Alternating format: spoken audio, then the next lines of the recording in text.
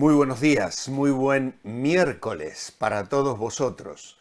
Nuestra lectura hoy está en Nehemías capítulo 7 versículos 70 al 73. Algunos de los cabezas de familia dieron ofrendas para la obra. El gobernador dio para el tesoro 1000 monedas de oro, 50 tazones y 530 vestiduras sacerdotales. Las cabezas de familia dieron para el tesoro de la obra 70 kilos de oro y 1210 kilos de plata. El resto del pueblo dio 160 kilos de oro, 1100 kilos de plata y 67 vestiduras sacerdotales. Y los sacerdotes, los levitas, los porteros, los cantores, los del pueblo, los sirvientes del templo y todo Israel habitaron en sus ciudades. Al llegar el mes séptimo, ya los hijos de Israel estaban en sus ciudades. Ayer consideramos algunas enseñanzas del ejemplo de Nehemías. En primer lugar, dar prioridad a lo espiritual. Luego, también dijimos en segundo lugar, la necesidad de rodearse de personas de confianza. En tercer lugar, enfrentar los peligros concretos. Y lo que más nos entretuvo ayer fue buscar dirección de Dios. A todo esto hoy agregamos identificar los dones que Dios ha dado para la edificación. La lista de Nehemías no solo nos proporciona nombres y lugares relativos a los que volvieron del exilio. Aparecen incluidas diversas formas de servicio. Sacerdotes, versículo 39, levitas, cantores, porteros, servidores del templo, designados en un principio por el rey David para ayuda de los levitas y los descendientes de los siervos de Salomón, versículos 57 al 60, nombrados con el fin de suplir la tarea de los servidores del templo, ocupándose de los trabajos de mantenimiento del edificio en sí y de las dependencias adyacentes. Tanto para Nehemías como para sus contemporáneos, esa historia viva recordaba la diversidad de dones que las personas aportan a la obra del Señor. Nehemías había sabido hacer buen uso de esa diversidad en su gestión como gobernador. Obreros, capataces, guardianes, soldados, maestros, administradores, aprovisionadores y sirvientes, todos ellos habían tenido una función en el proyecto de dar vida a aquella nueva comunidad.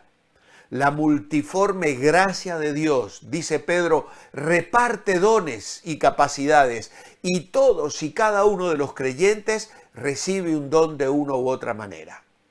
Nuestra responsabilidad ante Dios es la de discernir, desarrollar y aprovechar nuestros dones para beneficio de otros y para gloria exclusiva de nuestro Dios.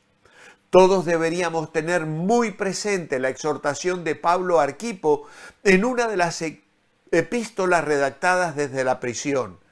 Cuida el ministerio que has recibido del Señor para que lo cumplas.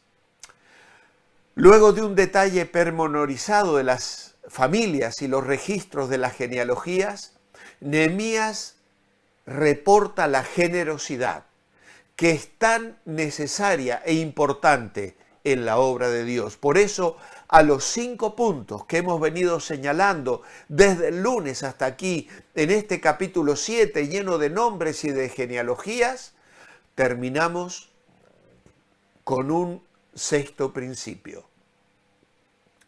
fomentar la generosidad y una mayordomía sabia y responsable.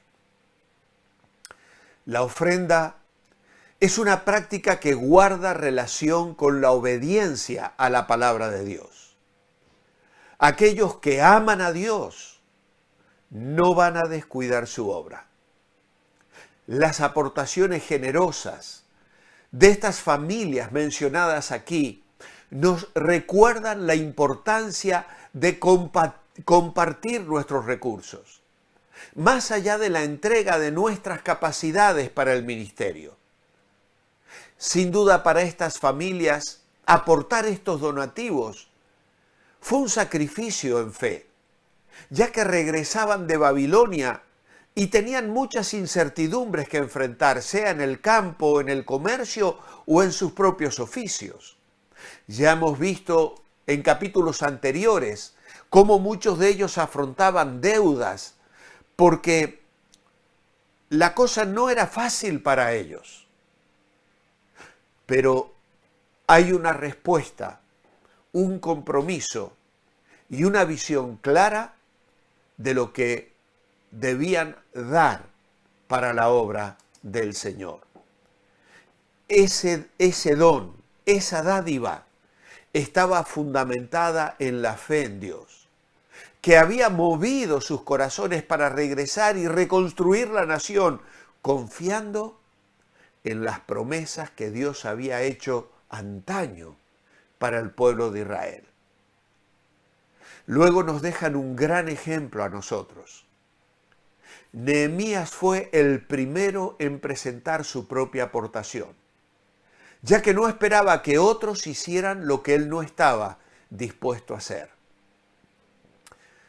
La generosidad de su corazón pudo ser de inspiración para que otros trajeran de lo propio, de lo suyo, expresando así su amor y confianza en Dios. Cuán importante es que tengamos una perspectiva clara en relación a nuestra manera de ofrendar. Hablar de la ofrenda es uno de los ministerios que le ha sido encomendado al creyente, a cada uno en particular, por medio del cual se manifiesta la realidad de su experiencia espiritual, de una vida espiritual genuina.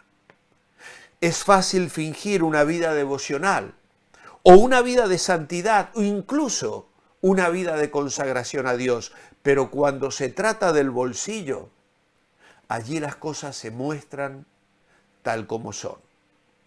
Un bolsillo cerrado es una muestra de un corazón cerrado.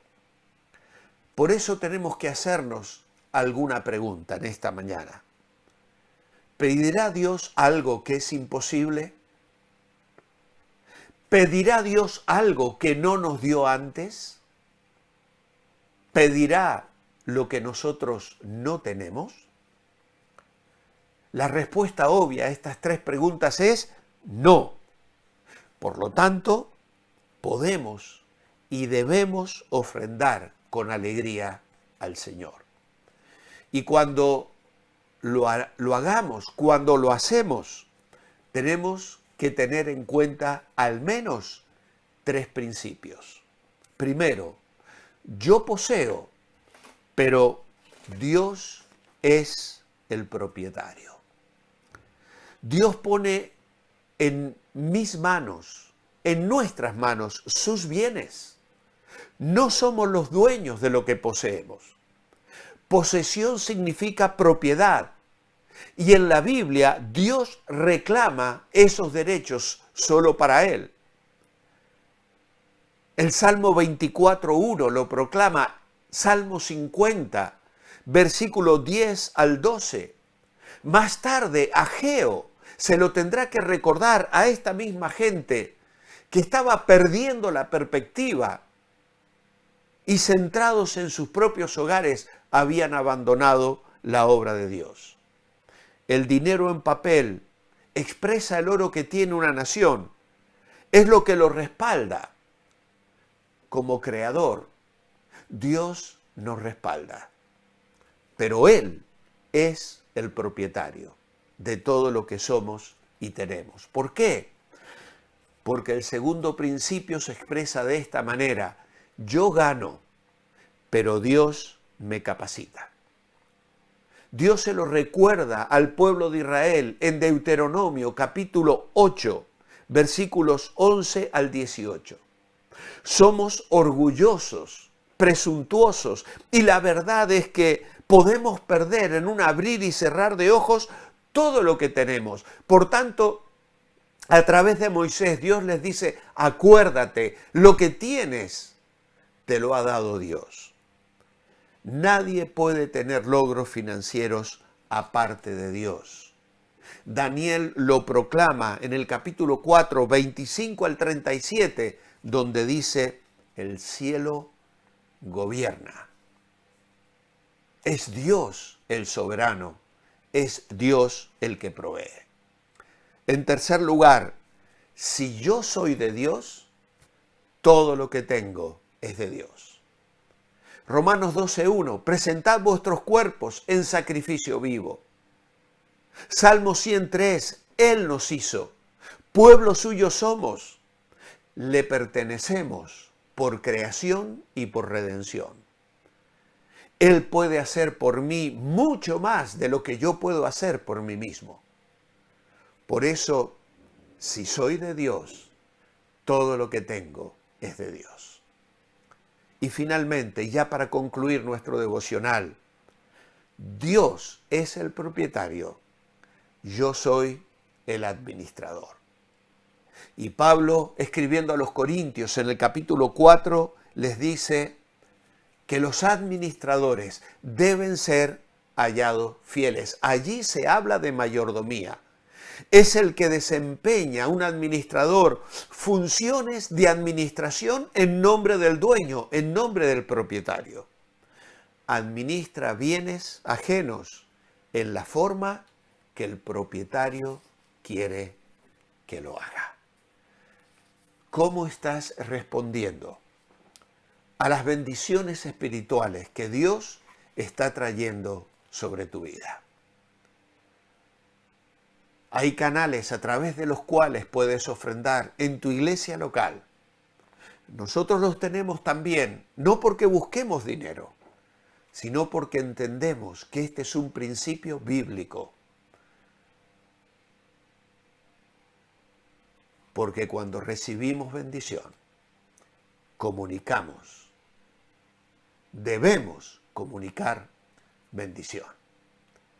Mi oración escrita esta mañana es, amado Padre, tú eres el dueño de nuestras vidas por creación y por redención.